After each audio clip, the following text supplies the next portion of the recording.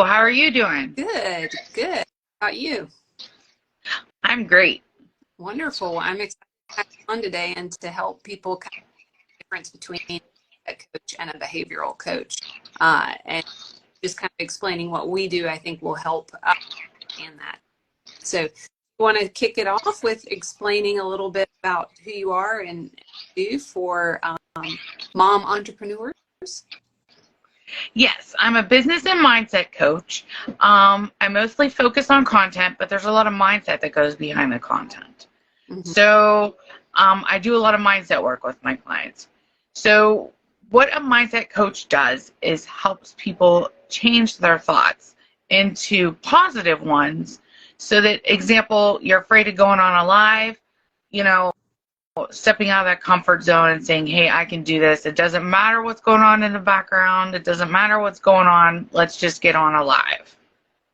Yeah, so kind of changing that internal narrative that you get from yourself when you're resisting something. Yes, exactly. Awesome. So what kind of programming do you offer to do that? Do you do one-on-one group coaching? I have a group coaching program going on right now, but I also do one-on-one clients. I like working with the one-on-one clients because I can get more personalized and into what they need to do to help with their mindset. Mm-hmm. It depends on each person because each person has different things that are causing mindset issues. Yeah. Um, Different belief systems, is that sort of yes, cool? yes. For example, when I started, I had the belief system that nobody's going to listen to me, that imposter syndrome. Mm-hmm. So I had to step outside of it and learn how to step into who I am. Look, I may not be the expert at everything, but I do know what I know how to do, and I can help others do Mm-hmm. it. Awesome. And then how do you, like, once you have a client, either a one-on-one or a group coaching client, what types of things are you asking them or giving them background homework to help them change their mind? Yeah, background homework, I usually do a lot of journaling. I believe in starting with gratitude first, Mm-hmm. because if we aren't grateful for everything around us, we can't be grateful for when we overcome something, and it usually helps us not change our mindset if we aren't grateful for the change itself. Then I do a lot of affirmation work because I still have to do it. I'm not going to lie. I have to stand in front of the mirror in the morning and do my affirmations. If I don't do it, I'm not in the right mindset usually. Mm-hmm. So those are two of the main pieces of my thing, but a lot of it has to do with the fact that it's like I'm growing a garden. Mm-hmm. You have to water it, and there's little bubbles of water, but those bubbles of water have to have positive mindset in it, not the negative, because if it's negative, it's not going to grow. Mm-hmm. So I always analogize it to that, growing a garden. You're growing yourself in the garden. You're the flower, and you have to water it with positive thoughts, water it with the sunshine of others, and I just think the transformations are amazing. But I also think we need a little bit of what you do in order to make it work. Mm-hmm. Mm-hmm. Yeah, so that's, I guess, a good way segue for me to kind of share what I do in terms of behavior. So mindset is absolutely important, and it can get you stuck or keep you stuck, right? And not put you forward with certain in your business. What I do is a little bit more behavioral coaching of changing your habits, thoughts, and so I think there's overlap with coaching and behavioral coaching, but if you're trying to choose between the two, what I really help entrepreneurs with how to dial in the specific behaviors that are going to lead to a certain result. So there's habits, and we kind of work with things, cues and triggers that cause a habit. So those could be visual cues, they could be auditory, they could be mindset based, thoughts that come into your head to change your behaviors. But mindset ones tend to be really challenging, and like you said, they require an approach as does any habit change, really. But those thoughts in your head, they keep rolling around, and not like there's a tape screen that you can press pause, rewind and edit that screen. So it's the repetition that really either shifts your mindset or your behaviors. And what I do is I get really clear with my clients what it is that they want for their business, their lives.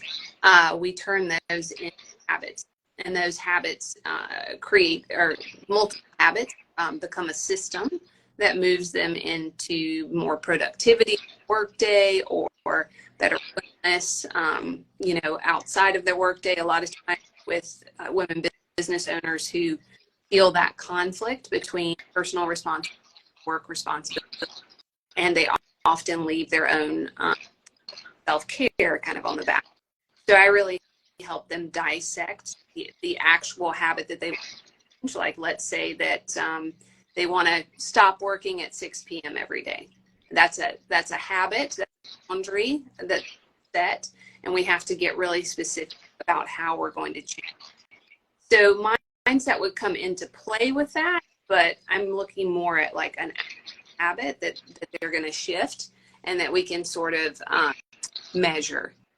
And the way that I do that is through a 90-day group coaching program. We have online materials that they go through on their own time, and then also have one-on-one sessions where they can explore this kind of group setting with other female entrepreneurs, and there's a lot of sort of cross-pollination. So that's an important thing that you probably mindset is when you're in the group coaching environment, you can really draw on other people in the group, and that can help create more openness to change, maybe. Oh, absolutely. Like the current program I have is content based, but it's a lot of mindset work, and because a lot of people forget that the mindset is behind when you post. I mean, if you have a bad mindset when you post, people can feel that. Mm-hmm. So a lot of times my clients bounce off each other. Oh, I feel that too. I feel this, and this has helped me, or that's helped me. Mm-hmm. And so it's a group collaborative when you're in a group program to help each other build each other up and get over some of those mindset issues that you're having posting. Yes, and I think that collaborative nature is really particular for women, because a lot of times our cultural upbringing, our kind of way that we've been taught to communicate is more group focused, as opposed to maybe the more math approach in the West is more of like a higher. So women do respond really well to group setting where they're sharing information and experiences as well. So, awesome. Yeah, nobody wants to feel alone. So when you know somebody else feels the same way you do, it makes you feel a little bit better. Yeah. Than standing alone. And I believe in connection over anything. So when you're connecting with somebody else, it helps you build your confidence, build that mindset that, hey, I don't have to walk through this alone, especially in an entrepreneurial journey. We often feel alone and we're not. Yeah. So it's a way of not closing ourselves off too. Yes, definitely. It does feel isolating. Even if you're growing a team, sometimes feel isolating because you're the one who's sort of the responsible for so I think we've touched on a few important distinctions between mindset and behavioral coaching, but let's see if we can on it a little bit more, helping people decide whether they need a mindset coach, whether they need a behavioral coach. So I think, what you just said, connection, is kind of the number one piece, is that you're going to do a Google search, or you come across someone who's offering coaching for business owners. How do you tell whether the type of coaching or the coach is going to be best for you to work with? And I think the first piece is connection, like you said. Ideally having a conversation with that coach. So booking some time on their calendar, have a Zoom call or a phone call, getting to know them, getting a vibe basically of whether you kind of share similar mindset or values. And if you're having trouble with your mindset, do you feel like a person can help you see things from a different perspective? And then likewise on my side, if you have trouble with doing what you know you need to do, but you're not necessarily doing it, you want someone to help you change habits, having conversations that might happen or what that might look like. I would say connection is certainly the first piece, is to reach out and connect, see what the vibe is. What would you say would be another key indicator of choosing the right coach?